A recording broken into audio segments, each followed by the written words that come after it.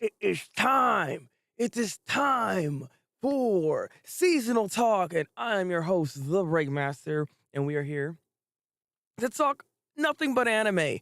Obviously, with a new season that is now here, with new anime to talk about, we have things to discuss, many different things to discuss, and also Avatar. Welcome in, first to show up, but never late.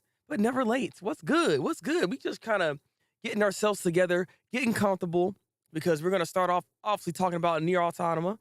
But how are you doing? That's the thing. And how did y'all feel about this week when it comes to anime here? Which one do you think won this week as well? Like, you usually have like a winner for every week. Who do you think won this week? I like to know what your thoughts are. Also, Fortunate, welcome in. Also, love to see you here. I'm glad you're doing good. I'm glad you're doing good. That's good. I'm happy that my people are feeling good right now because I'm feeling good and I'm ready to start discussing some of this anime. So without further ado, let us go ahead and talk about Nier Automata, which is on our screen right now, which is actually over here. Over here, there we go. I mean, I gotta look that way. It throws me off every time I try to do this because inversion. Welcome in, Ace. Welcome in. I'm very behind. I haven't watched a lot this week. Oh God, see that was me. Like TLDR, I watched like 3 animes. I watched 3 animes today, so I can actually do this because I was like behind, pretty bad, and I watched like 2 of the other shows last night after the last stream. So again, hey, I feel you. It'd be like that sometimes, and I'm glad you're doing good, Fortunate. I'm glad you're doing good. Hopefully, you're not behind like we were. All right, but I'm here now, not behind. Let's go and talk to Nia Autonoma. How are you doing? All right. So this week, this one is actually kind of posing a question of when it comes to what is humanity really? You really think about it? What is humanity? Right? Because we have these machines. We have these machines here, and some of them are bloodthirsty. They're ready to fight. You know what I'm saying? They're ready to go. That's what they're programmed to do. But then there's these other ones that are out here watering plants, watering flowers, having a flower bed, getting other robots part of the community to come through and actually water these freaking plants, these flowers. Also, a little symbolism that's kind of there too is the fact that there's a lot of changes in evolution that is happening with the machines. So the flower that they were planting was a lily. Lily is all about when it comes to like rebirth and passion and stuff like that, right? If I'm not mistaken, I wrote some notes actually. You know what? Let me get my notes so I can be accurate in this description of it, because I was like, you know what? I'm gonna make sure I'm actually writing this down. So yeah, it represents purity, innocence, and rebirth. So, these guys are actually pretty innocent, all things considered. But unfortunately, towards the end, 9S and 2B were deployed down there to help out with the resistance, and they got destroyed. It doesn't matter if you were a nice one, a bad one. It didn't matter. The robots all got destroyed at the end of the day, and it didn't really matter. And it really sucked because there's like a moment you see the one that we were kind of like watching this entire time throughout this episode just get bodied. He didn't do anything wrong. But that's the thing here. And it makes you wonder, again, what is humanity? What when it comes to the caring of these machines, like can they be more than just robots than these machines? Because give or take, they also tell you exactly what's going on when it comes to the world of Nier Automata, because human life has almost got wiped out by aliens with machine life forms, as you see in the show right now. And now they like humans live on the moon. There is no humans on the moon, which also begs the question then, like the people, the resistance that we're seeing in this episode, I'm under the impression they're robots. I'm assuming then, which is like kind of weird because at this point it's robots versus robots. And it's like a whole never-ending battle that's kind of going on right now because there's not much, like the resistance is doing their best and the people on the moon are doing their best, but there's only so much they can really do fighting off these machines like that. So there's a lot going on with this show, and it's very interesting to see exactly what we're doing here. And also, thank you, Anna, coming up in here. I appreciate the lurk. Appreciate you. There's also towards the end, which is kind of funny, how they had the actual in-game footage. had the actual in-game footage of them taking out the goddamn card. Like, what? I like what they're doing so far with this show. The premise is actually quite interesting. I haven't actually finished the game, so this is some of this information is kind of new to me. So I'm kind of brand new to a lot of this too, from in a lot of ways. So I'm enjoying this thus far. This is actually some good anime. Just good anime in general, not like even based like within the game per se, but this actually gives you the feeling of that game itself. When I was playing it, like it really puts you into that world. It knows how to actually get that atmosphere, and that's very impressive that the studio is able to actually capture this and so well, mind you. This again might be one of the best, possibly, right? One of the best anime or games to anime that we've seen, possibly. The way this is going so far. Episode 2 is actually a pretty solid episode, and I like the questions that it's actually already asking right now. And looking forward to seeing more. I give this currently right now an 8 out of 10. I did enjoy this episode quite a lot. So yeah, but what do you guys think? Have y'all watched this episode yet? If y'all are actually caught up on this one, what do y'all think about this? I like the tank top. Oh, thank you. Wings of freedom all the time. Look, AOT is my life. Hopefully this makes you play the game. I mean, honestly, I might need to play the game at this point. I feel like I need to play the game at this point. Like, I have the game. I just need to play it. Like, look, it is what it is. But I'm liking what we're doing with it. Maybe once I'm done watching the anime, I'll go play the game. But at the same time, that kind of spoils the whole. Well, there's multiple endings, and this is like a specific ending. And I think they're going like a route that they're going with right now, right? That's why they have like the little numbers on the title and everything. So I'm assuming this is just a specific route we're going with when it comes to the anime. But obviously, there's way more endings, so technically, it's not really spoiling me. Therefore, I can still play the game, actually. So, you know what? We might have to do that at some point. I did like it, though. Okay, that's what I'm talking about. As I said, I'm enjoying it so far. It's not bad. It's definitely not bad. This is a very, like, other than 2 episodes, I feel like this is a solid show so far. I'm not having really any issues with it right now, unlike some others on the list, which we will get into in a second. Sadly, you're not hearing 9S dub VA. He really like kill this. Oh, really now? Well, I'm hoping, actually, that's actually a good point that you brought up. I'm hoping that they actually get the voice actors from the game to the anime. Like, I'm really hoping they do that. You know, hopefully they can reprise their roles. But we'll see what happens. I haven't heard any news when it comes to dubbing, when it comes to Nier Automata, but I'll keep an eye out. With that said, though, let us move on to the next anime, which is Trigun Stampede, which is great. I wanted to talk about this next. This is actually beautiful. Trigun Stampede, before we even talk about the actual anime, we're just talking about dubs, right? My boy, Johnny Young Bosch. Finally, he got the announcement. He about to be back up in here as Vast the Stampede, the humanoid typhoon, baby. Like, my boy Johnny Young Bosch is eating, bro. Like, this boy is eating right now. He said, I just ate with Bleach. I'm still doing Bleach. I'm Ichigo Kurosaki. And I'm the person. This is the role that put him on the map when it comes to voice acting for anime. This is the role. I can't wait for the dub. I cannot wait for the dub. Like, the dub, just because of freaking Johnny Young Bosch, I look forward to the dub because I know this man will kill it every goddamn time. Moment that I squealed when I saw that tweet. Yeah, I said yes, finally. That's what I'm talking about. I got excited. Been great year for him between this and Bleach. Exactly, right? Like, all these older shows that he used to do way back when, he's pretty much doing them again. It's kind of funny, right? He's getting to reprise these roles after what, 10, 15 years. You know what I mean? Like, wow. Who had thought that that's what was gonna happen when it comes to your voice acting work and it coming full circle? You know what I'm saying? Now, he's a much better voice actor and more experience at this point that I'm pretty sure he can put on a different type of spin for Vash. And I'm just looking for it. I know it's going to be good. Yeah, I'm waiting on a dub too. I mean, I'm still watching the show because the show itself is good. And I like the Japanese seiyus at the end of the day. They do their thing. But this is one of those ones I'm definitely going to be watching the dub for because my boy Johnny is right there. It's the same thing I'm doing with the 1,000-Year Blood War. I'm just waiting for all the episodes to get dubbed. And then I can just watch the rest of that with my brother. That's what I've been doing. But I did watch the anime and subbed.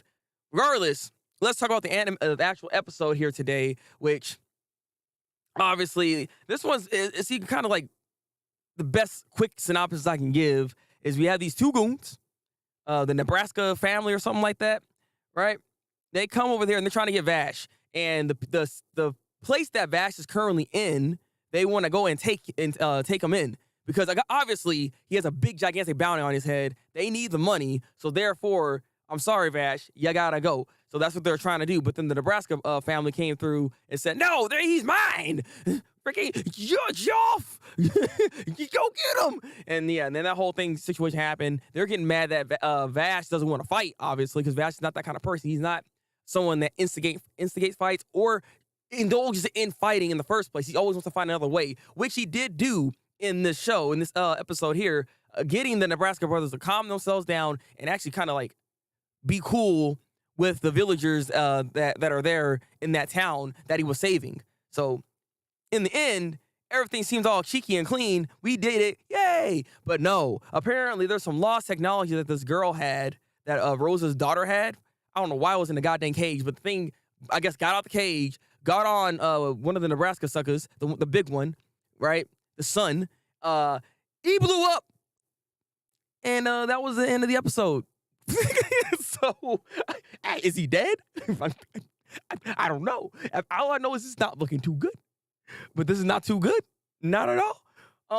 Overall, though, this is a very solid episode. I really enjoyed it. Again, this is a good highlight on just how good CG has become. The animation is insane, actually. Like, the actual facial expressions, because that was like one of the like things about, that was one of the things about CG animation. It had a hard time getting correct emotion on the face. Not anymore.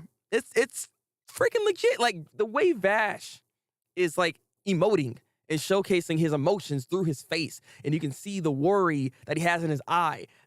That's what I'm talking about. That's what you get in 2D. Like, we're at a good point right now with CG. And you know what? If other animes want to look like this, and if it looks like this, if it's this good, I'm all for it. It's fire. 2 episodes in, I'm really enjoying this. This one's like an 8.5 for me. 8.5. I enjoyed this more than the Artanum episode, so I give it 8.5. I'm all in right now. After 2 episodes, I'm already all in. Also, Quest, welcome in. Welcome in. Was it more stuff, honestly? I mean, I'm kind of glad that he's not like overexerting himself when it comes to getting into a bunch of roles, because there have been voice actors that have been like oversaturated in dubs, where it's like, I keep hearing the same guy over and over again. And you also got to remember, Johnny Abosh has a very samey voice. It's very hard for him to actually change his voice up like that. The most he's done was Renton Thurston and Eureka 7. He was a kid in that show, so his voice was completely different. I didn't even realize it was him until I looked up the casting, and I was like, Johnny Abosh, huh? But yeah, he doesn't really change his voice that often. There's a few other voice actors that have that same type of problem, but it's not necessarily a problem, but it's one of those things where it limits you on what kind of roles you can do, technically speaking. You know what I mean? So I'm glad he ain't doing too much. You know, he pick the roles that you know you need to do. That's my thing. I want Crispin Freeman to come back more than anything. He barely is in anything at this point. This man needs to come back, and he's goated. He's goated. All right, thank you for the lurk, Ace. But Sus is good. I mean, Sus is not good, sir. Well, then, sounds like a typical Trigun episode. It really is. It is a Trigun episode, but it's tried and true, and they did a really good freaking like adaptation to this, and just really good first episode, a second episode, because I remember some of these like these sequences in the old show, and I like what they're doing so far with it. He's Sabo right now in One Piece. That's the only recent thing I can think of. I know you're talking about Johnny. I mean, he's actually Brawly, technically speaking. So I mean, there's that too. But that's not the most recent thing. I'm trying to think, there was something very recent I actually heard him in, but I can't remember what type the show was.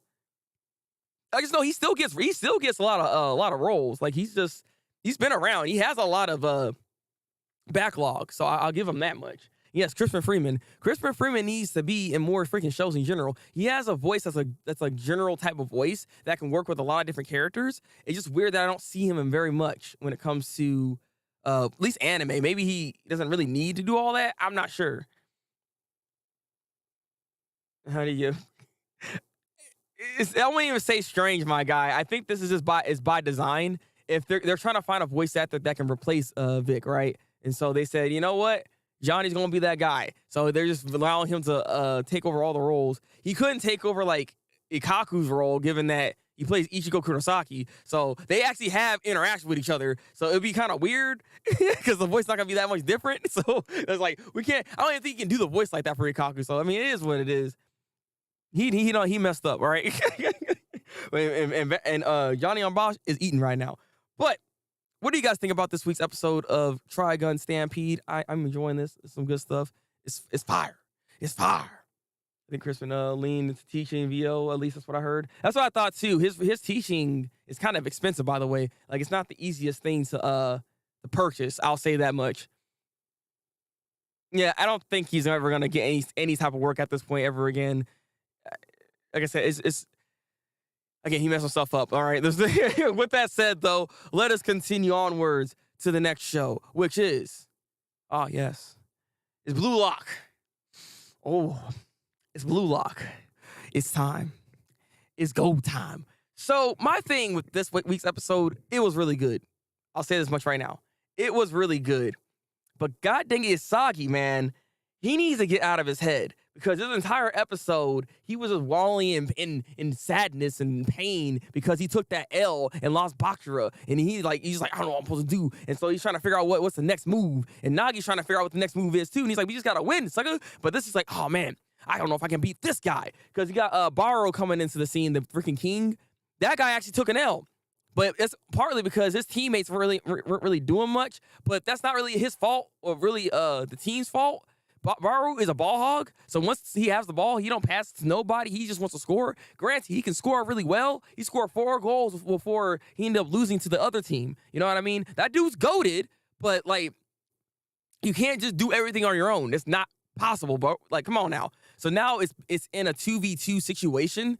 So if whoever loses here now, they're gone out. They're gone out of Blue Lock, and he already knows. Isagi's like, I'm not good enough. They're gonna take Nagi instead of me if we take another L. There's no way I'm gonna be able to actually do this. So the question actually popped in my head and makes me wonder: what if they decide to actually take Isagi instead all of a sudden? Because what if he just randomly shows something really, really nice that's even better than Nagi? Granted, I highly doubt that. And given take the people he's facing against, they're not going to do that anyways. But who knows? Maybe King's like, I want to have you on my team. You know, you never know. You're a good follower. You don't have a mind of your own, so I want that. You know what I'm saying? You never know what can actually happen. But regardless, they're facing up against Baro and what's that guy's name? I actually wrote his name down because like his name's actually kind of weird here. His name is Naruhaya. It was actually a part of Nagi's team, surprisingly enough. And apparently, towards the end of this episode, he's out here still wallowing in his own freaking L's and sitting like, oh, I can't even beat this man. Because he's like, I'm going to try to beat the king. Can't even touch that sucker. So he's like, I can take on Naihara. Boom. Naihara's actually started to look all good and stuff. And it's like, dang. Now he's sitting there just like, I don't know what to do. I don't got the chops. I don't got the skill. Yeah, that's Isagi right now. And I'm just like, bro, can you get out of it? Get out of that mode. You were there for a reason. You actually, funny enough, like you got through the whole training course better than some other people. So obviously you have some skill. Believe in yourself, my guy. Like, holy crap, it's like he's either really, really down on himself or he thinks he's the shit. He thinks he's the best thing ever. You know what I'm saying? He thinks he's just the guy. It's like, come on. Look. We win some, you lose some, but you keep pushing forward to become the best freaking striker you can be. That's all I need to say. If I could talk to talk to Isagi right now, that's what I will say. Nagi also found out his new technique, or he finally knows how to actually use his technique and his ability when it comes to dribbling. So that man knows what the heck he's doing. That's why he's scoring right now. So this is going to be a very tough game at the end of the day, especially when it comes to the freaking Baro sucker. Baro did pass once, but he always wants the ball back, obviously. So I don't know if he's going to start actually trying to become a team player because they want to get him if they do win. But he's not a team player, so I don't know if he's the best option at the same time. But that's just me. That's just me. Like, boy, yeah, it's a very touchy subject. That's why we gonna let that go. He's a twig. Yeah. I mean, he's doing a lot of different things. Yeah, Blue Lock was freaking lit. Blue Lock is. I'm really enjoying freaking Blue Lock right now. Like, this show, it got me hype. It gets me hype every time I watch it at this point. Like, it's just that good. Like, if you're not watching Blue Lock, go watch Blue Lock. God dang it. saw way better anyways. Interesting. Yeah, Sagi's kind of like Sagi needs to get himself together. He needs to stop thinking so hard on himself. Like he just has to either be goated all the time or he just can't do it. Like the team he fought against before that, it was a 3v3. Like he blames himself that he couldn't like participate like that and face against his team, and he lost Boxer 2. You know what I mean? But it's like those suckers are like unnaturally good. This dude had a spin. He kicked the ball and had a curve to it to score. It's not even realistic that you can do something like that, bro. And it's like he's not seeing that. He's not understanding it. It's like, come on now. These guys, some of these dudes are on another level that you got to get to. You're not all the way there yet. Like, it's okay to take L's sometimes. God dang it. Yeah, he wants to do everything alone, though. That's what I'm saying. Barrow wants to do everything alone, and it makes me concerned that that's his downfall to why he's going to lose, because he just doesn't see any reason to even have a team to any degree. That's what's so ashamed of it. Another week of me saying I need to get caught up on Blue Lock. Avatar, come on. Watch the show. Can he like this? He's going to get eliminated. That's what I'm saying too, right? I do believe that's part of the issue here, but I don't know. I mean, he is just individually by himself really freaking good, but like, again, it's still a team sport. Like, I know they're trying to like have the best strikers and yada, yada, yada, and this whole thing, you know what I'm saying? But at the end of the day, it's still, it's not an individual sport. It's still you having to be able to work with the team. Not necessarily have to like always pass and this and that and everything, but you need to still work with the team. You can't do everything on your own. Otherwise, that's how you lose. I promise I will soon. Okay, good. Good, man. Good. All right, look, next time I see you. Week of being told watch Blue Lock and I end up not watching. Hey, Anna, see, this is what I'm saying. We're going to watch some Blue Lock, goddamn. We're going to watch some Blue Lock. But I'm just going to throw this out here right now. We're doing it again. Look. Blue Lock wins again this week. I'm not even going to finish it. This week, I feel like this was more of a setup for a lot of different episodes, like the ones that are either coming back or a new anime. They're still setting up everything that they need to set up before things start popping off. But Blue Lock right now is already in their setup mode. They passed that point. They're ready to start popping off right now, and that's why Blue Lock has been winning. This is why Blue Lock wins this week when it comes to anime of the week. Because god dang, Blue Lock knows what it's doing. Now, I'm enjoying every freaking episode so far. 9 out of 10. 9 out of 10. That's what I'm giving it right now. I'm giving it a 9 out of 10. And I can't wait for next week's episode. I want to see exactly what's about to happen. What is Usagi going to do? What kind of a technique is he going to unlock on himself? Because he has been practicing when it comes to his shot. So maybe that shot's really going to start to actually come through and be something great. Usagi, believe in yourself. Believe in me that believes in you, Simone. That's my words of wisdom for him, because I know he can do it. But that is the anime of the week for me. For me. What is the anime of the week for you guys? I'm curious. Out of all the shows that came out this week, what is your favorite? Please let me know. With that said, though, let us continue onwards with more anime talk. Okay, so this is actually, I don't know. See, it's interesting. I don't know. Maybe that's why I'm starting to get kind of annoyed with the show. This second half. Anna, if you want to close your ears real quick, yeah, mute the door real quick. But like, it's okay. Like, it's weird. I mean, it's not like I'm not enjoying it, but I have a lot of criticism for what we're doing with it. It's really just throwing me off with how the whole show is kind of currently going. It's like, where are the heroes at? I'm assuming that was all the heroes there, and they all got body, and it's like, I'm so tired of seeing Shigaraki get up. This dude had prominence burn. He took full power, 100% punches. It's like his body shouldn't be able to even move at this. I know the freaking Mr. Awful One sucker is there. I know he's there and controlling him, but his body should be incapable of moving. Like sucker. His healing is not doing that well. Is it? I mean, he don't burnt toast anymore. So like, obviously he's been healing pretty well. Like, it's just like, I don't understand. Like, this stuff's not making sense. Like, the durability with these characters is insane. I can't see you killing him. There's just, you can cut this man's hand off and it don't matter. You know what I'm saying? Like, I just can't see it, because they're making him way too ridiculous. It's just like, it's insane durability. Like, it's just like, I'm frustrated with it. That's why I can understand that. I can understand you being kind of like bored with it then to a certain degree because this is just getting to be too much. It's one thing to have some good antagonists, but it's another thing when the whole show is getting overrun by the villains like this. Like, this is actually insane just how much the villains are just so much stronger, so much better. They have so many different abilities that they're on their side versus like the heroes where it's like they have only a select few suckers. They lost their funding, by the way, in this episode because the freaking public, which I understand. I would have done the same thing. If I was in the My Hero Academia world, I would have cut their funding too. Right off the neck. Like, it's like, I ain't about to pay for this. Y'all can't, y'all obviously can't freaking protect us. Everybody and they mama in the goddamn hospital. Some suckers in there, they ain't even take no damage, but they there.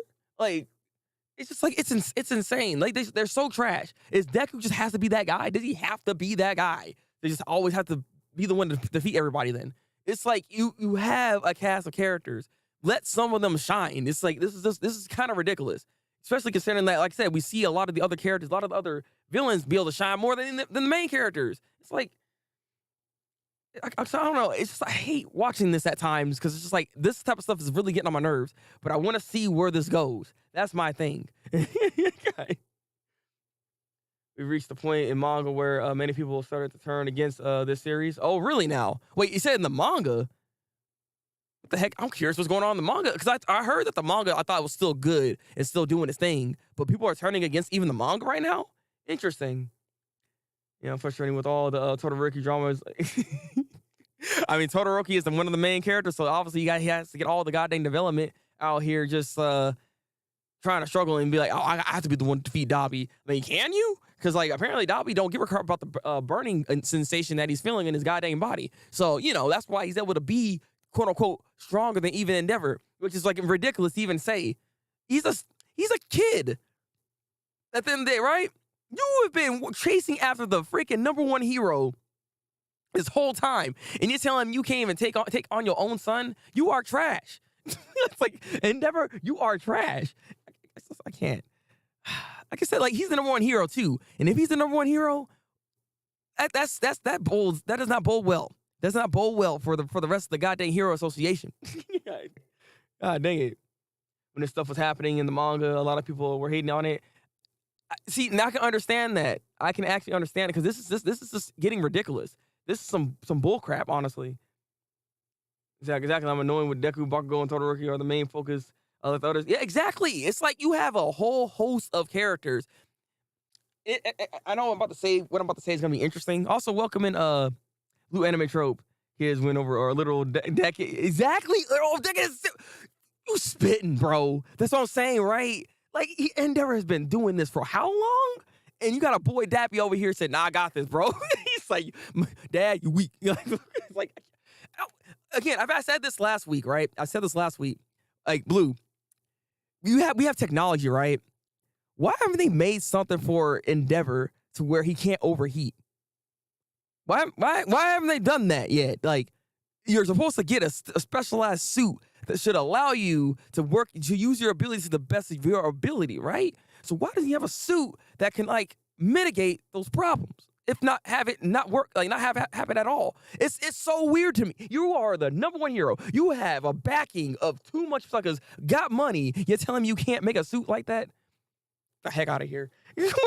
Like, I can't. But no, going back to that with the three main characters, is like, yes, we have freaking Deku, Bakugo, and Todoroki. Surprisingly enough, Bakugo didn't get as much of like he should have.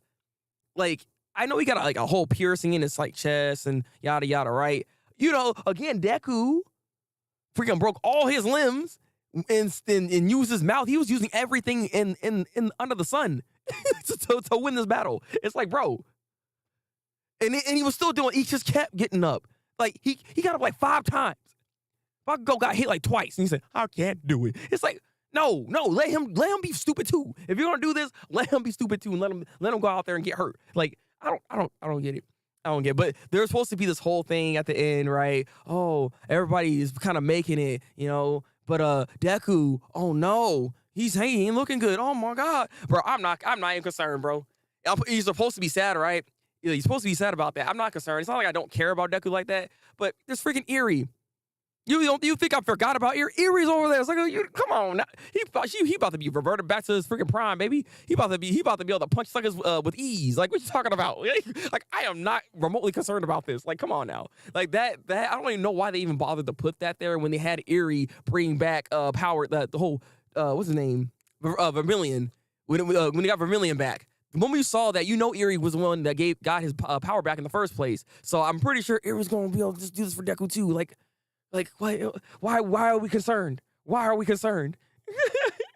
He said, I don't care about him. He said, get that man out of here. Oh, you new main character. I can't. Is there a whole division of people working on gags? Exactly. This is what I'm saying. Remember that one chick that was like trying to help out Deku and was like getting his measurements and all that? Yeah. Remember that? Yeah. There's a whole division for this. So why? Like when Deku was able to move, even though exactly. He said, I'm still in the game. I've seen like there's some other heroes that got hit like once or twice and they decided, I'm not gonna do no more. I can't possibly get up. And it's like, but Deku, for some reason, this man can lose all his arms and legs. He can be a floating body. And this man is still trying to fight, bro. He's gonna have the whips come out of his missing arms, Like I said, this show is just like, we're doing too much. How are you supposed to like this and even be like rooting for the heroes in that sense when one, none of them are really all that good, and you have to rely on the kids? It's like, this is insane. You know what I mean? Like, I was gonna make a comparison actually of Naruto, for instance. Naruto isn't like the best when it comes to always like utilizing their cast, but you can say this: Ino Shikacho is just as important, or they can have their own series with ease because they're a whole unit that can still do things. You know what I mean? Like they had whole episodes dedicated to these guys. That's what you're supposed to do when you have a big cast of characters. Why aren't we doing this? Why are we still focusing so hard on Deku, or maybe Todoroki, but we don't focus on like just another set of cast members? Like the females in the show should be getting more shine. I'm still upset about Uraka not getting the type of shine she deserves. She's such a good character, but we're letting her just waste and just be a freaking character that loves freaking Deku. And it's like that's not what we want. I don't know. See, I always complain about this show. That's the thing. I always end up complaining about it when I go over here talk about My Hero Academia. It's just like there's just so many things with it. I'm just like, I'm not enjoying. It's like, come on now. The true Erie is like, yeah, exactly. Hello, like how we forget about Erie? Hey, on Deku, every chance I get, yell Avatar, please. That was annoying with I am the only one. Yeah, exactly right. He has that mentality like I'm the only one that can do it. It's like, no, you don't have to, bro. You rely on some sucker. How is that even like a nice characterization for the character? How is that gonna make people actually like him? You know what I mean? Like, it's okay to ask for help from sometimes, especially considering that you're like in a position where you just jacked up the entire time. You know what I mean? It doesn't really make sense to me. It doesn't make sense to me. I don't understand why his character is like that. Started out so strong, but kind of took a nosedive in my opinion. I agree. Again, it was like around after like season 3, right? That's when it started to like lose its quality, not in just like the animation department, but like the story elements as well. Like even right now, for some reason, I don't even know why, but like it's not like they're popping off that hard with the animation. I don't know why they're not doing that. Remember those moments when we had like Bakugo, when he was like escaping from the League of Villains and he had like that whole explosion, that thing, you know how beautiful that looked? You know what I mean? Like, what happened to that animation? Like this season so far hasn't had that yet. That really good pop-off animation. It's like, you could tell they're not really putting their all into a lot of this. It's weird to me. As I said, it started around after season 3, right?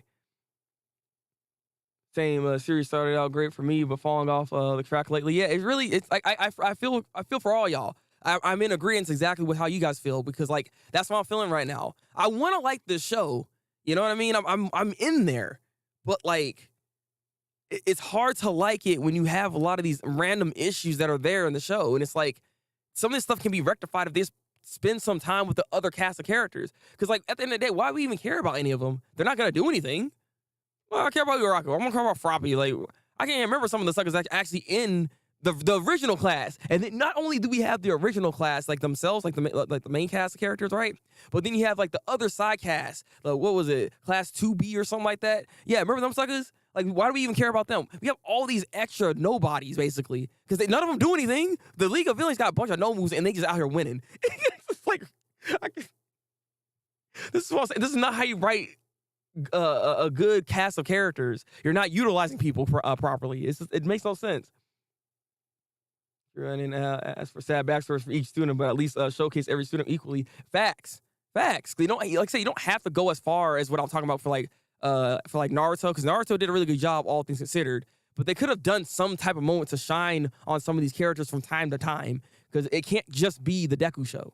It's like, that's why I don't like Goku, actually. This is a good example of why I don't like Goku, because Goku is the same way, where he has to always be the main guy at the end of the day to defeat the big bad. When it's like, that shouldn't be the case here. This is why I like Dragon Ball Z, because Dragon Ball Z gave the torch over to Gohan. That's what you're supposed to do, and Gohan was just that guy. Even in the Majin Buu arc, he was that guy. Majin Buu was like, I can't even defeat that dude. Let me just absorb him. He's like, nah. And that's when Goku and Vegeta had to come together to even make this thing happen, bro. It's, you know what I mean? Like, it made sense. It made sense. And I'm just saying, like, in the same realms, you don't have to focus so heavily on your main character like that to a point where it actually hinders the show. So that's the thing. That's the thing. I say season 4. I can feel that. Because for now, the villains are more entertaining right now, which is true. To an extent, I feel like they're doing too much, though. That's the thing. Like, they're doing way too much, and they're way too powerful. Especially Shigaraki. His stuff is ridiculous. And he's not even complete yet. That's the thing. Like, it'd be one thing, right, if he was doing all this and he was actually completed form of himself.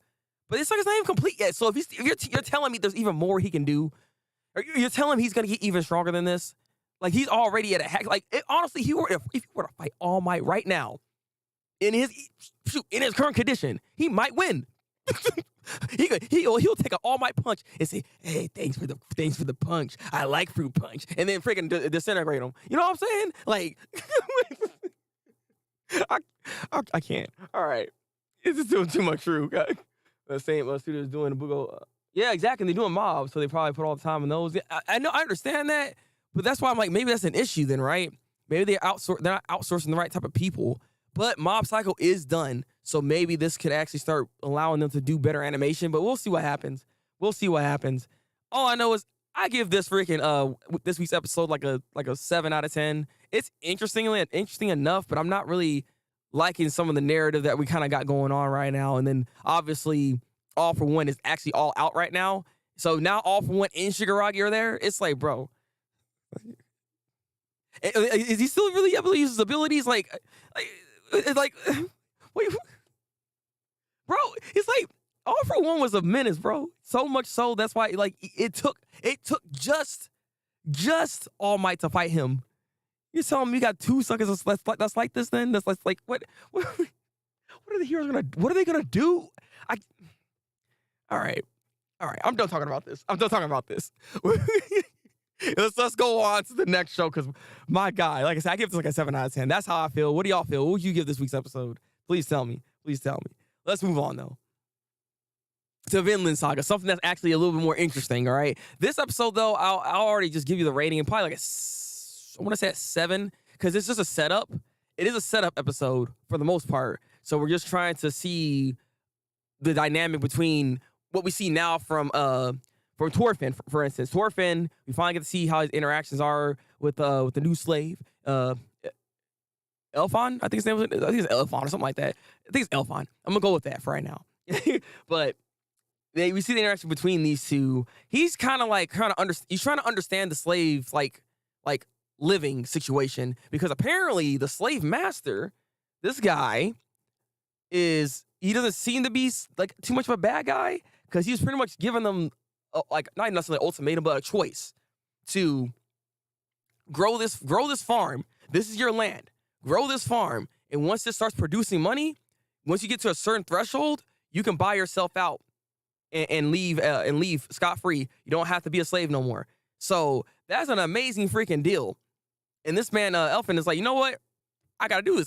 This is me. I can do this. I was already farming already. So I don't know. I'm hoping that he's not a goon, because like this whole thing could be like a whole setup, right? Because I was talking to my brother about this. whole purpose, right, for the situation here is to give him motivation to work. If he has no motivation to actually put in the effort, then you're not going to get the best results out of the person, right? So why not tell him a bold-faced lie like, you can buy yourself out as a slave? You know what I'm saying? Like, come on now. Like, so it makes me concerned. Like, I'm hoping he's not that bad, especially considering that we do see him actually work in the fields with the slaves. So it's like, okay, he's not being too bad. He's not just sitting back and chilling. Now, his son, on the other hand, don't want to do the work. His son, on the other hand, wants to be out here trying to fight like Vikings and stuff like that. But he ain't good like that. He ain't even take the sword off his goddamn sheath. He ain't ready for it. But again, I'm just hoping that's like he's not terrible. It sucks to see Torfin kind of just be very docile. He don't know what the heck he's like. He's just there. Like, I don't think he has any actual cognitive thought of what's actually even going on. He's just living this life, and it is what it is.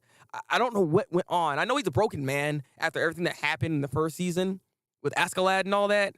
But like, to be in this particular situation, kind of just lost himself and it has no will to do anything on his own. It's kind of sad to see. It's kind of sad to see, and I'm hoping he can kind of snap out of it with this guy here that's trying to tell him, like, hey, don't let these people disrespect you. Don't let these people disrespect you, okay? Because like this ain't it. Because he don't like the disrespect that's actually happening. Because there are some other suckers that are there. They're supposed to like give these people food, right? To give Elfon some food and to give Torfin some food, but they already ate the food. So when they got there, they got like crumbs basically, and that's like what was getting mad. So I don't know how long he's gonna last as a slave in this particular situation, given that, you know, he has this whole thing going on. But he did get smitten by a beautiful lady that was on horseback. So we'll see how that goes. I think that's gonna get messy as well if the girl decides to actually come over there and start talking to him. Just saying, like, this whole situation is not looking too good. I see this thing about to go down really bad, like really bad. I'll give it. I didn't watch it out of 10. God dang, Avatar. Damn, this episode. How he become a slave. Yeah. How Torfin became a slave? That's one of the good questions that you got to ask when it comes to this, right? How did he become a slave? Because again, I mean, there's a lot of slavery within this show, you know, with how this like the time frame is and everything. So it could be just one of those situations where he kind of just gave in to whatever the case is and got picked up even. Because you see how slaves are created in the first place, right? They raid a village, they take the people, and then they sell them off. So maybe he was in a village already or something like that, already, you know, lost and saddened by the whole thing with Askeladd, and then boom, he got picked up after the village got raided. You know what I mean? So there could be just simply as that, and that's why he's been living this life this entire time. And you know, his family's still looking for him, but obviously, it's going to be hard to try to find this person. Welcome in, Tech. Welcome in. We're talking about Vinland Saga at the moment right now. How we doing, bro? Do you even feel like fighting too, most likely? Yeah, no, he's like I say, he's gone. He's not there. Yeah, it's just sad to see where he's at right now. Raska killed his father. I mean, wait, interesting. Wait, okay, fortunate. You watched season 1, right? You watched season 1, right? You got me wondering. Like, you've watched all of it, then you can kind of see, like, the upbringing that kind of happened with it. He kind of saw him as almost like a second father, technically speaking, when it comes to Askeladd. So he was also really upset the fact that he wasn't going to be the one to kill him. Yeah, okay, you watched. Okay, yeah. So, like, he was upset for the fact that he wasn't going to be able to actually kill Askeladd because of the situation that Askeladd was actually put in. You know what I mean? Like, he had a whole goal. His whole being was to kill Askeladd. When he couldn't do that, he lost his whole being. His whole reason for living at that point in time was to kill him. That's the only reason he was alive. So after losing that other father figure, which is kind of weird because, again, like, he killed his father but then adopted this kid pretty much, right? And there was some type of affection that was actually there between these two. Funny freaking enough. I know that's weird as heck to see, but that's what happened. But when you look at all that, that's why he's just a broken guy. He's lost right now. He has no purpose to live. He doesn't know what to do in this particular situation. So that's why he's in this thought process right now until somebody can snap it out of him.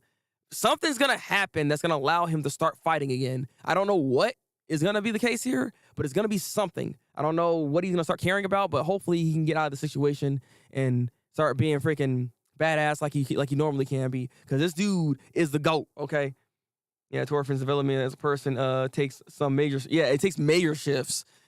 But it makes sense though. It makes sense. That's what I'm saying. That's why I really like this show, because it's all about the character development and the journey that we have here. We see from Thorfinn and just even the other characters that are still alive right now. You know what I mean? So it's always nice to see shows take their time to develop stuff like this. This is why this episode here is just more about development, making sure we see how Thorfinn is in this week's episode, how he's changed, and how broken he is as a person. You know what I mean? That fight is, that dog in him is not there no more. You don't get that dog in him right now. All right. You don't have that beast inside him like Bachra. He gotta find that again. He has to find that again. And hopefully with this new guy here, he can find it in some way. I mean, he might start caring. Who knows? We'll see what happens here. But again, I don't know if that guy's gonna even last that long, given how the whole situation is right now when it comes to him being a slave with these goons on the side messing with him. You know what I mean? He might start throwing hands with them soon enough. It might be the next episode. He might start throwing hands. So, like I said, overall, I give this a 7 out of 10. Good, solid setup episode. I'm looking forward to seeing where this is all heading. But with that said, what do you guys think of this week's episode of Vinland Saga? What would you rate this week's episode? Please tell me in the comment section below. But with that said, let us move on. And we have, I believe, the last show on the list, which is Buddy Daddy. So from the title, as you can already see, there is some weird thing kind of happened within the show, which kind of threw a lot of people off.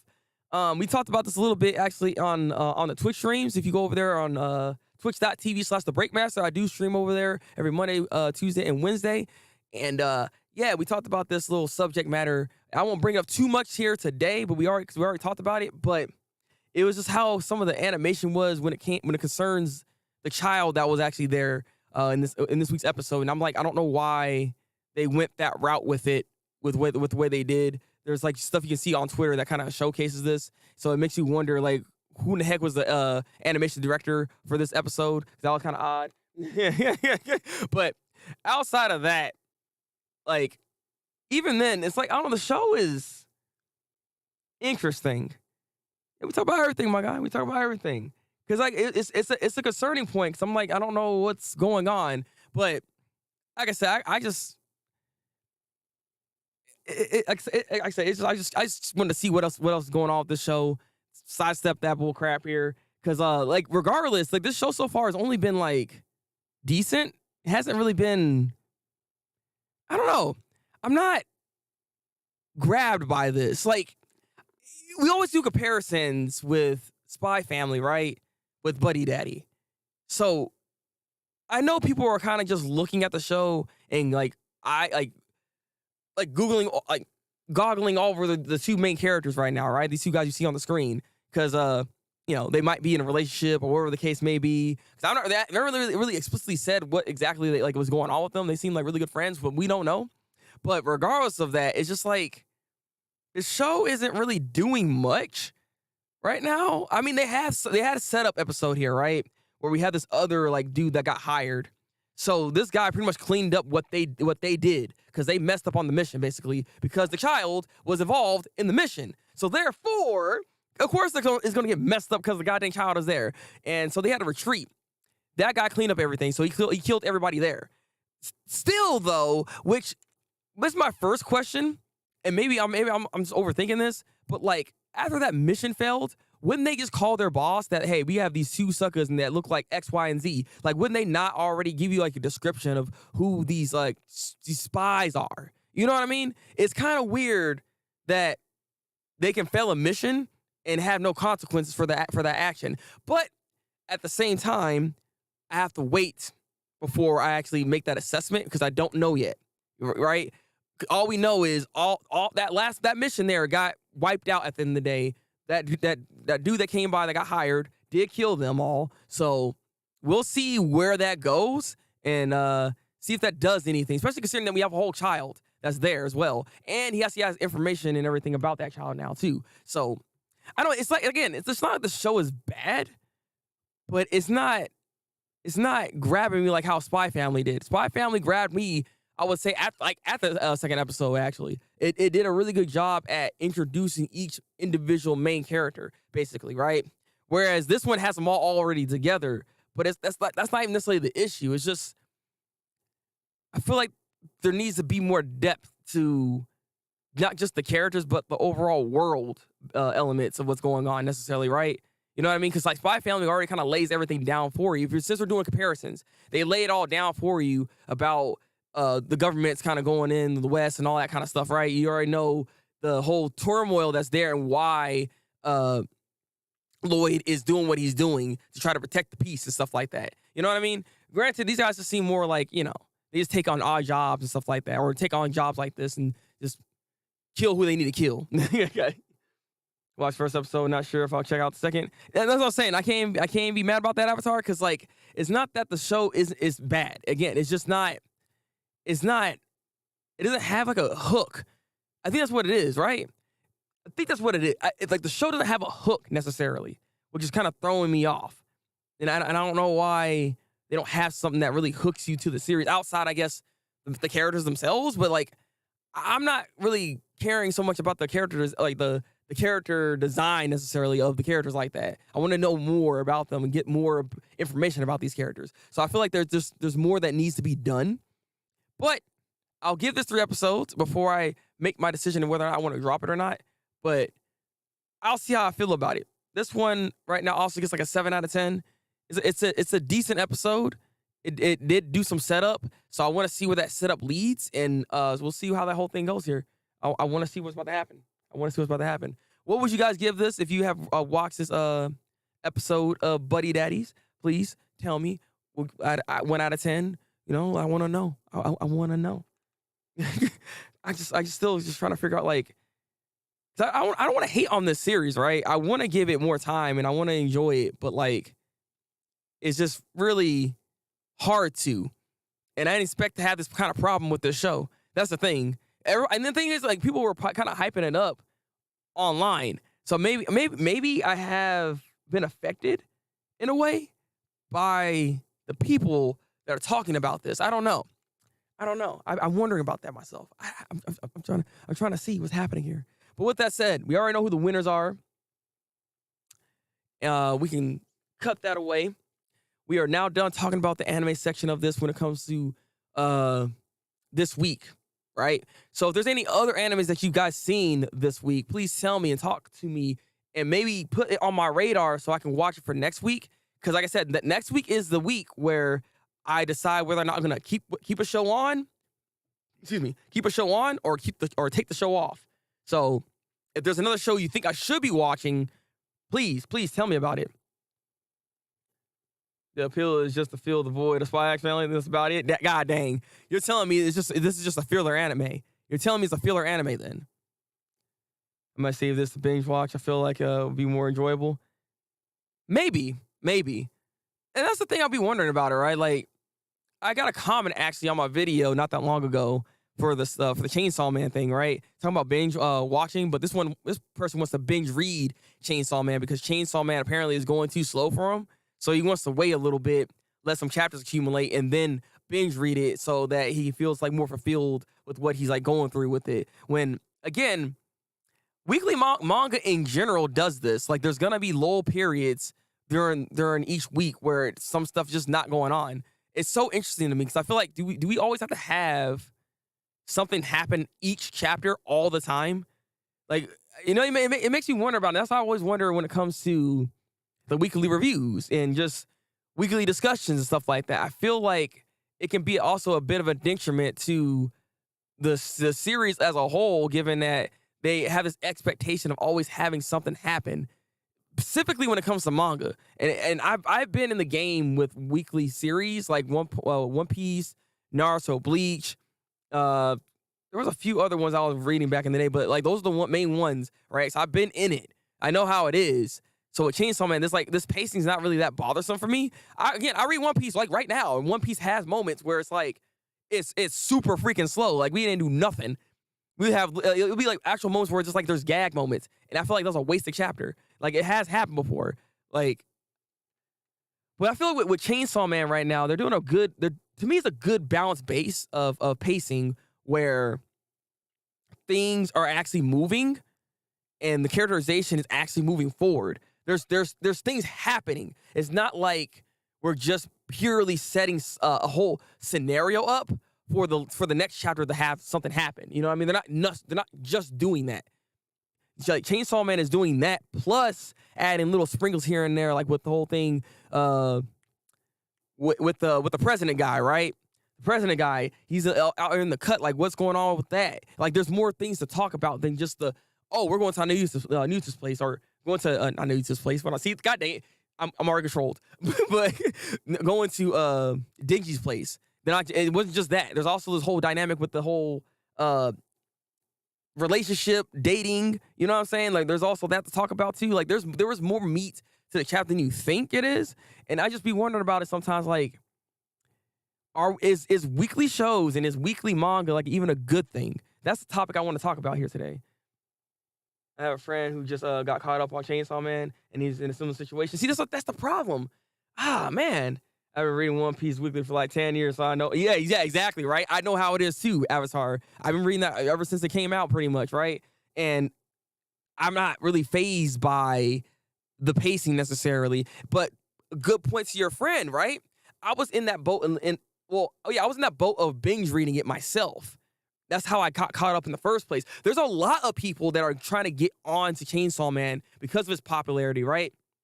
And now they're just binge watching the series or binge reading the series. They're not really taking in everything they need to take in. Like, the fandom's getting bigger, but this is actually a problem that I'm seeing. I've ran into this issue when I was actually reading Chainsaw Man. I didn't understand everything that was going on in the series. 100%. Like, no cap. I didn't understand what's going on with the series like that. To sit here and then try to actually have conversations with it. You know what I mean? I wasn't fully there yet. That's why I went back to read some chapters to get information. So now I'm actually a little bit better with it all now. You know what I mean? I know what I'm talking about. You know what I'm saying? Like, there's a lot of people that have binge read this, but missed out on so many different, like, subtleties and elements of the show that they're not picking that stuff up when they start reading this weekly. They start reading it weekly. You know, they start missing things, and then or things don't make sense to them. So then they think it might be a plot hole, or it might be something else entirely. It actually is a problem when you binge stuff, because you don't always remember what you actually enjoyed or what you actually seen. That's why I don't always advocate for binge watching or binge reading on things, because you miss out on the little things that actually happen that the writers are trying to show those subtleties and show their writing chops. You miss that stuff. Fujimoto is definitely writing for the volumes this time around. Oh, yeah, 100%. And it makes sense to do that. It definitely makes sense to do that. Actually, Hunter x Hunter is also a good example of writing for the volumes, because Hunter x Hunter will give you a whole exposition dump chapter. You'll have nothing but words. There is no drawings. It's actually just a book. This has Berserk too. The sword stuff is mid to people, and it's only good if fighting and edgy stuff happens. This is stupid. It's like, you don't. To enjoy a series, you need build-up. You need the slower moments, so when the big moments happen, it has more meaning. It has more depth. You feel what's actually happening to said characters. You know what I mean? How are you supposed to actually indulge into that correctly if you don't have that setup? It doesn't make sense to me. When I was reading Chainsaw Man, I took a month to get caught up because I really wanted to enjoy it. See, I honestly should have done that myself. But funny enough, like, I was actually reading this, I think weekly, right? Like, every week on my Twitch, I was trying to get caught up on Chainsaw Man. So I read a lot of it through my streams. That's why I have some, like, old clips of, like, reactions that I've done back in the day with that, because I was binge reading it at one point. And again, in some ways, I kind of regret doing that, because, like I said, I didn't pick up on all the stuff that was going on with Chainsaw Man. Like, I didn't understand, like, Makima's full ability and scope and what she was doing exactly. I was very confused. on what was going on there. It was an all guts crazy character development. Exactly. Like, how you... It's insane. It's like, do people really just want nothing but action? Like, I really wonder. Like, again, this goes back into what I was talking about before, where there's been series or animes now that have been coming out as of late, where they're just kind of just speeding through a lot of the exposition just to get to the big moments. But those big moments don't happen without exposition. Like, you need the development there. You need to take your time to make that stuff matter. That's why One Piece is goated, right? One Piece does this very well, where it sets up a lot of stuff. That stuff that's set up, it can be boring at times. I'm not gonna lie. It can be boring, but pay attention to it. All that stuff does come back later for you to enjoy. And that's why right now, he set up a whole world. It took how many years? How many years has One Piece been out? Because it took that many years for where we at now, for this stuff to really matter. Where this stuff it starts really popping off now. Now you're enjoying it. Now you're just getting nothing but banger after banger after banger, because there's so many different mysteries that are finally being revealed, and then the mystery being revealed only adds more to the lore, and that means you got to keep going even deeper than that. It's like, come on. But this is what I'm talking about. That's what you're supposed to do. I'll say it benefits from a second read as well. 100%, yes, it does. It really does. Like Avatar, that's why I'm like, I want to start collecting the series, and I'm going to reread it from the beginning and go back all the way, and get caught back up. I plan on doing that. I'm going to take my time with it, too, this time around as well, because there might be some subtleties and some things that I still have missed, that even with, like, going to Reddit and going to other, like, forum posts or watching different videos, they might not even know. You know what I'm saying? Like, Jackal came in my stream just yesterday, blew my mind with a theory. So, like I said, I want to see and learn more about Chainsaw Man and understand the series to a T. I can't believe people say part 2 is bad because nothing has happened. It's like, there's many things people are saying it's bad? There's many things that have happened throughout part 2 so far. Unless you're not liking Asa Mitaka, then I can understand not enjoying it because it focuses on her and you're looking for more Denji or something, then okay. Obviously, this is a whole host of characters that are different now. And you got to now readjust yourself to like it. But at the same time, it's like, it's nothing, it's still good. It's still good. Peak is just fighting. I hate the fact that that's the case here, that Peak is just fighting stuff. This is why we have shows like Tower of God and God of High School come out, and people thought that was goated in some regard. Somehow, like, God of High School is one of the worst animes I've seen. I'll still say that. I'll stand by that, because all it does is have fights, right? And it has good animation. So that's all you needed to actually make people be like, yes, it's so good. It's not. It's not. There's literally no substance to the fight. So why do I care about this fight? Why do I care about this fight? Please, please explain to me, how do I care about any of the fights in that show? And even when the fights happen, the fights are freaking slow as heck. Like, not slow. They're short. They're short as heck. They're not even like long fights. I don't like this like trajectory that we're in. It's part of the reason why anime nowadays is doing what they're doing with actually speeding up the plot a bit more and not really taking its time with it. That's why it makes me wonder, how are people watching Monster? Monster is a good example of a show that takes its time. That show has like 60 episodes, right? But boy, it takes its time for the whole Leon Lieber thing, whole situation. That crap is crazy. That crap is crazy. But once it starts setting up, you see it, oh boy, it gets lit. Also, Alan, welcome in. We're just kind of discussing about pacing, not just in anime, but in manga as well, because we have people come through, right? And they say, they'll binge watch, or they'll binge read like a series, right? And then once they finally caught up, everything's slowed down. Like, it's too slow for them on a weekly basis. You know what I mean? Like, how do you feel about that? Have you ever binge read a series? And if you have, once you caught up, how did you feel about it after the fact? Because, like, I'm a weekly manga reader. I've done this for well over a decade at this point. I'm used to, like, chapters not always doing stuff or just having setup chapters. So I still enjoy those because there's still subtleties and other writing and meaningful things you can take out of it that some people just don't even see it. They just don't even see it. Well, I'm curious, what is your opinion? Yeah, some people say Asa is boring, and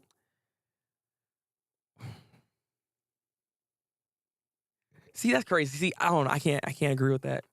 I can't agree with that at all. Asa Mitaka is actually a character that I can relate to in a lot of ways. She has a lot of character traits that I really enjoy as a character. Like, I really feel that.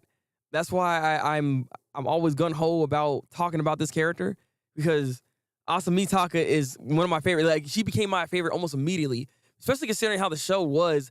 It took me a while to even enjoy the characters like that. Maybe I got used to them at some point, but like I never had a big like love for any of the main cast like that to an extent until Asamitaka. It took me 90 some chapters. What? 97, right? And now I found my favorite character. I just now found my favorite character. Like, what? You had that reaction. Come on, man. Why you gotta do that to me? One of Fujimoto's best creations, and she's only been around for 20. Exactly, right? Only 20 chapters, but we know so much about her as a character, and that's a testament to his writing. And that's what I'm saying about, like, what My Hero Academia that needs to do. They need to make sure they actually take time to write their goddamn characters. Like, at the end of the day, she's like a secondary main character, and then we have these other characters that are there. But he does such a good job with that. Not gonna lie, I prefer Yoru. Wait, Alan, wait. What do you mean you prefer Yoru exactly? Like, what? Into what way? I mean, they're kind of. Well, they're different. I can't say the same person. They have the same body, but they're not the same person. I mean, she's interesting too. Like, Yoru is a very interesting character. So, I can see that. Like, the way Yoru is, there's lots to know, what's to learn about her. So I want to see what else is even going on with Yoru, to be honest with you. Only just because of a look back and Goodbye Eri of how Fujimoto writing style has developed. Yeah, I know, right? Same thing with Nayuta. It's like all his writing that he's done thus far is all coming together in Chainsaw Man. It's actually really nice to see. So it's like you see all of his his upbringings, all of his ideas finally coming together, and he has a series that's popping off like crazy. I'm happy for Fujimoto because of like that's like a dream scenario, right? Where you have all your other works finally being appreciated in such a way where you can then even adapt it into something else and put these characters in a different series. You know what I mean? Like, it's really cool that you can have something like that in the first place. So I'm pretty sure he's having a big high right now. And did I just freeze? Oh, okay. That I don't know why that did that. Oh. Hold on one second. I don't know why that happened. Son of a gun. Right. Why on this stream? This is a video, god dang it. Oh. So my camera reset it on me. That's what happened. Okay, so luckily enough, I got a backup. Don't worry. This is not that big of a problem. I just didn't expect this camera to give up like that, like all of a sudden. All right, we're back. All right, this is looking terrible. Oh,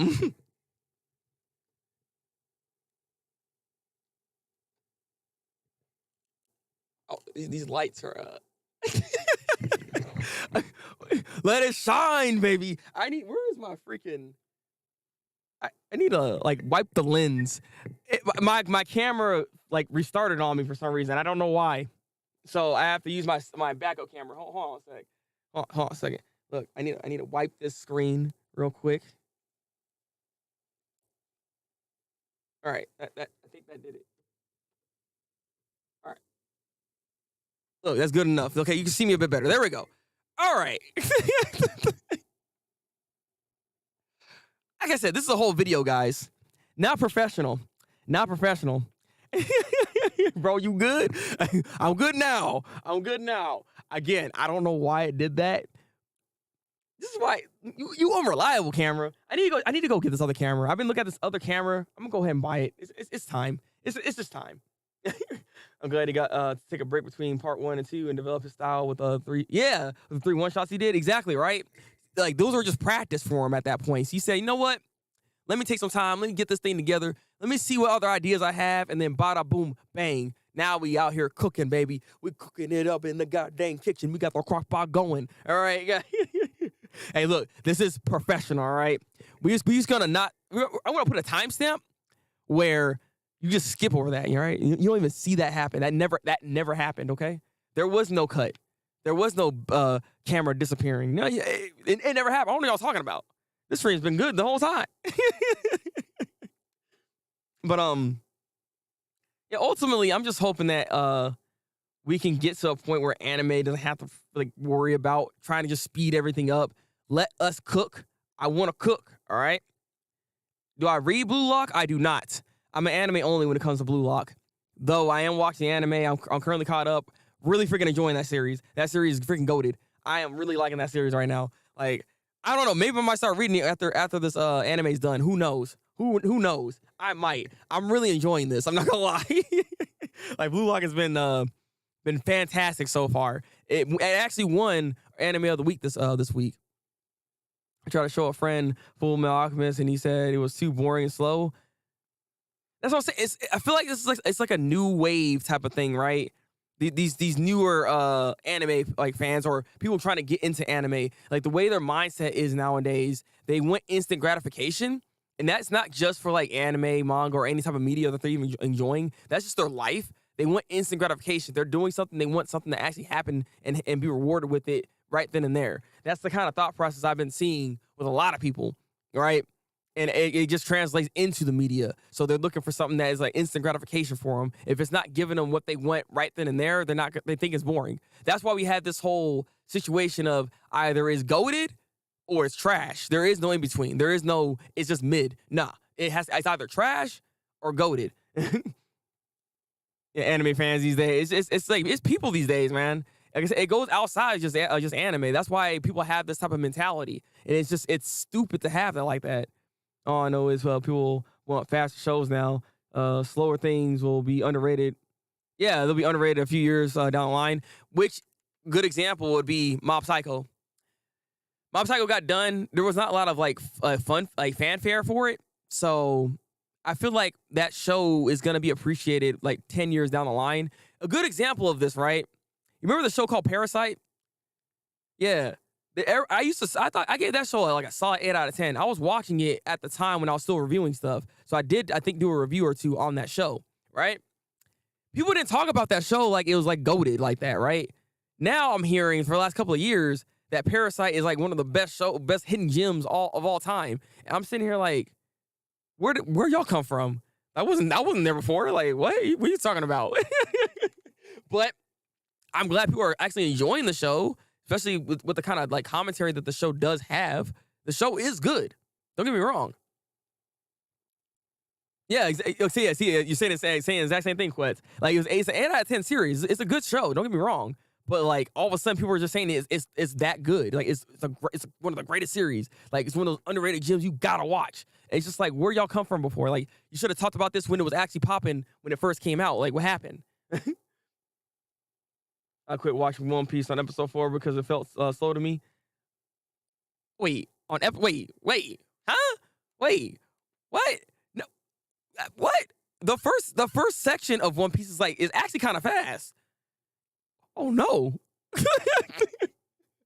I mean, granted, now I can't even say that because back then, the way the anime was and how they structured it back then, I thought it was pretty good.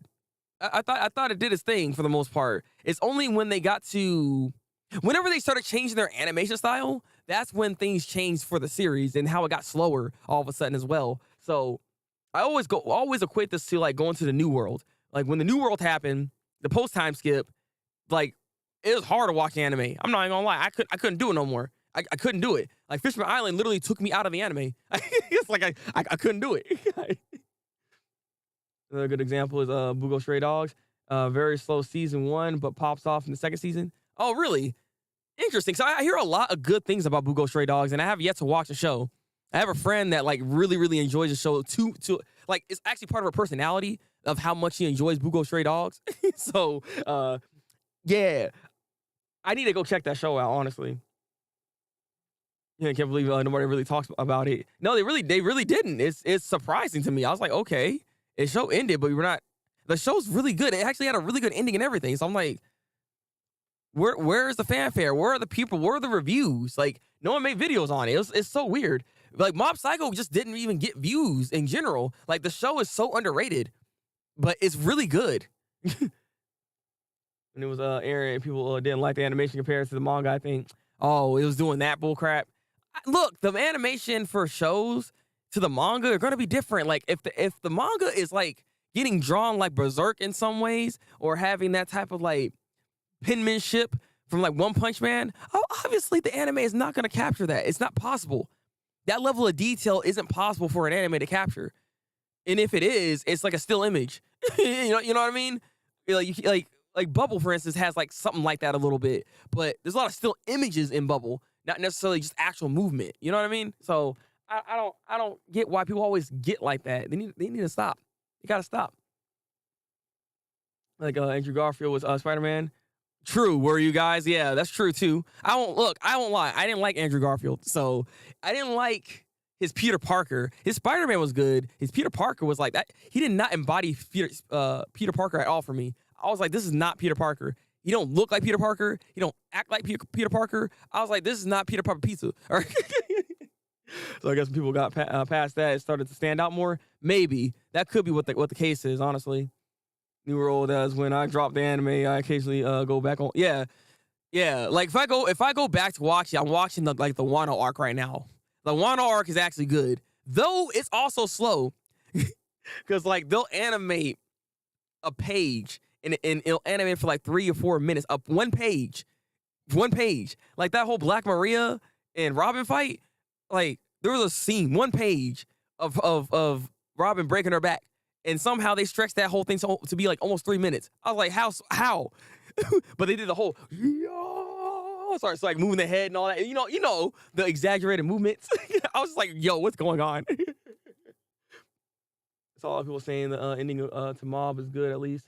Even the biggest YouTubers made a video. Okay, good. Like I think a Gut said something about it. If you're talking about him, if I'm not mistaken.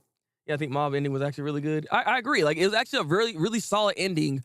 And you don't get that nowadays, not just for anime, but just for media in general. For some reason, they don't know how to end series. They don't know how to end a show. So the fact that the show actually ended it well, look, we got a round of applause to that, because that is not easy to do. that is not easy to do. A lot of people.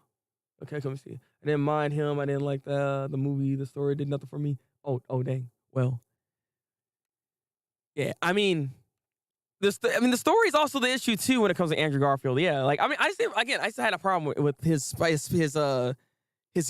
Peter Parker, and his Peter Parker is like my main thing when it comes to watching Spider-Man. Well, it's both actually, but Tobey Maguire is always that guy for me. Okay, Tobey Maguire is still my number one. Sarah Moon Crystal. Better do a filler arc that last a year. Wait, he's on One Piece. Oh, I was like, Cinnamon Crystal. Like, what are you talking about? What? Yeah, it's getting way more attention now that it's over, which is good. I'm hoping people get more attention to that show, because the studio did an amazing job at the end of the day animating this. So you got to think about this, right? Not only did it end well, but all 3 seasons were animated beautifully. Every time they needed a pop-off scene, they gave us a pop-off scene. It never faltered in its actual animation quality. It stayed consistent throughout the entire show. It never dropped in quality. You can sit here and say this is probably one of the most perfect animes that you've probably ever seen, given the fact that we just have that new style animation that was there that really popped off and made the show look and stylized in its own way. And then, like I said, it actually had a way of ending properly. It's like shows nowadays don't get even proper endings. They always get like a filler ending or something, right? So it's amazing to me. It's amazing to me. Hey, look, man. Those last 2 seasons, I knew what they were trying to do, but you can blame the directors for that, because they decided to freaking cut it off. I don't know why they did. They say, I just want to end the show. Even though we could do better with this, we decided not to. So that was their fault, okay? Like, the actual subject matter and what they were trying to do with it, I understood it. She was supposed to go to a long, slow descent down to madness, to become like the Mad King, right? Nah, do that crap in like 3 episodes, bro. I was like, come on now, God. Mom versus Mogami is one of the most stylized and epic fights I've ever seen. Exactly, Avatar. Exactly, right? Because again, that's what you're supposed to do. Oh yeah, cliffhanger ending. Which reminds me, fortunate, because we were talking about this in the stream on Twitch. Teen Titans has that whole cliffhanger ending, which is some bullcrap. And the way they explained it too was like, life doesn't give you a satisfying ending. Sometimes you just gotta roll with the punches. I'm sitting there like, I ain't trying to look for a life lesson. Give me a proper ending. Like, like get out of here with that. Wait, how dare you? I did not understand that. Remember when the long night lasted one episode? Yeah, let's talk about that. Yeah. It's a long night, one episode. Well, was it not like an hour-long episode though? So it still was kind of long, and it was a long night in a way. You know what I'm saying? It still kind of worked. All I know is like I just want these shows to be able to actually end properly. I'm so tired of seeing like these shows that I'm enjoying, right? And then it just has this weird ending or this bad ending. And you just sit there to yourself like, dang, I guess I can't enjoy this. Yeah. I don't care. You don't build up 6 seasons for one episode. I don't even know why they did it like that. That was stupid, right? Though it was epic to watch. We're talking about Game of Thrones, right? It was epic to see that whole battle happen. But like, come on now. We could have stretched that out a bit more, honestly. Honestly, with the way One Piece fights are going, I highly doubt that though. Because I mean, this is a very important fight. I hope Oda never does something like that because it is an important fight. But with how the fight's been going in the manga lately, they've only last like 2 chapters or so, as of late. So it's kind of odd what kind of trend we're going here. Granted, I know that's not like fully always the main character actually fighting, but I digress. It's like the chapters when it comes to the fights, they focus on it, yes, but after that they'll skim over or go somewhere else. Like they always do this. They never just stick on a fight like that. So like honestly, right now there's let me not. For those that don't read One Piece, I don't want to spoil exactly what's going on right now. Just know somebody's making a move, and we're probably not gonna see it. That's all I'm gonna say. Okay? Exactly right. Case in point, what I was talking about. He has a whole battle going on currently at the moment. We don't even know what's happening, and we about to have another battle that's about to happen here, but we ain't gonna see what's about to happen here with this either. It's like, bro. And this thing is the 3-episode rule. Normally, the 3rd episode would have a pop-off moment like Madoka with the dark twist on Ryuko and Sasuke fighting episode 3. Now you have to pop off one. Yeah, that's true. That is true. And I do partly blame Attack on Titan for that. Attack on Titan, I think, was what started this catalyst of series that need a good hook off the first episode. I feel like Attack on Titan was what was the thing that did it. Because like I said, there's a lot of animes that came out that started mimicking this. Again, Hoari no Seraph was like one of the main ones I saw when that came out. And I was like, yo, this is exactly like freaking Attack on Titan in a way, where you have like this whole situation with a family, with these people coming through, and then all of a sudden, everything changed when the Fire Nation attacked. You know what I'm saying? It's like, it's just boom, whole situation gets turned upside down, and now he's in this like type of predicament, and he's kind of like the things that happen in the show. Like the main villain, he's kind of like that too, you know. So he got that blood. I ain't trying to explain everything that's going on with that first episode because a lot happened in that first episode. But I digress. It's exactly that basically. It's exactly that. Finna go to bed.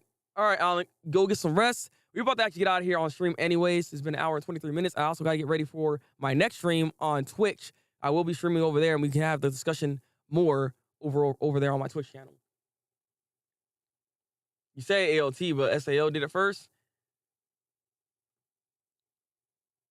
I don't feel like Sword Art Online first episode hooked me like that though.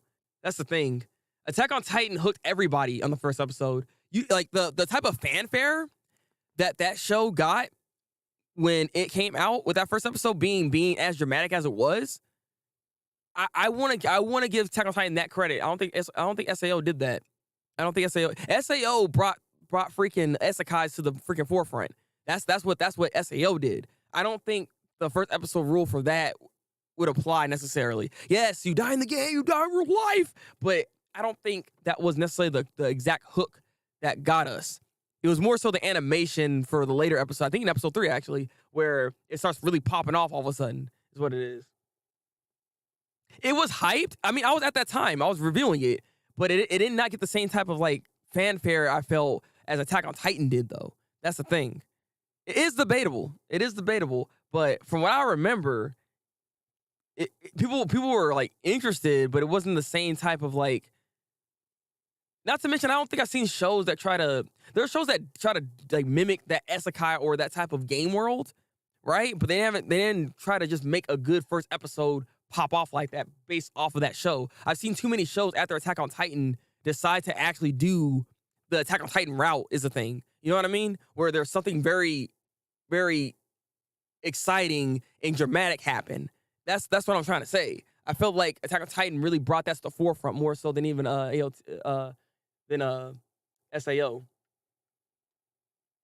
want to do Ezekiel first? Oh God. I mean, maybe. But guys, let me get the heck out of here. Appreciate you guys coming in here. Thank you for the discussion. We didn't really have a hot take necessarily, but we're going to bring a hot take back for next week. So be prepared for a hot take. Be prepared. It's going to be there. All right? Yeah. Okay, guys. I will be live probably like in an hour over onto my Twitch. So be sure to check that out. We'll be probably playing more Horizon. I'm trying to beat this game. We're going to do some main quest missions. So we're actually about to start doing some stuff. Appreciate you guys coming over here. Thank you for the conversations. Thank you for giving this a like. If you guys could, make sure always to like this. It helps with the algorithm, be able to push this stuff out and get more people to watch this. So there will be timestamps later on in this video so people can like skim through of what we were talking about today. And yeah, that's what we're doing. See you later, Fortunate. And I'll see you guys next time. Drink goddamn water. Take goddamn vitamins. Until then, people. Break out, though. You too, Avatar.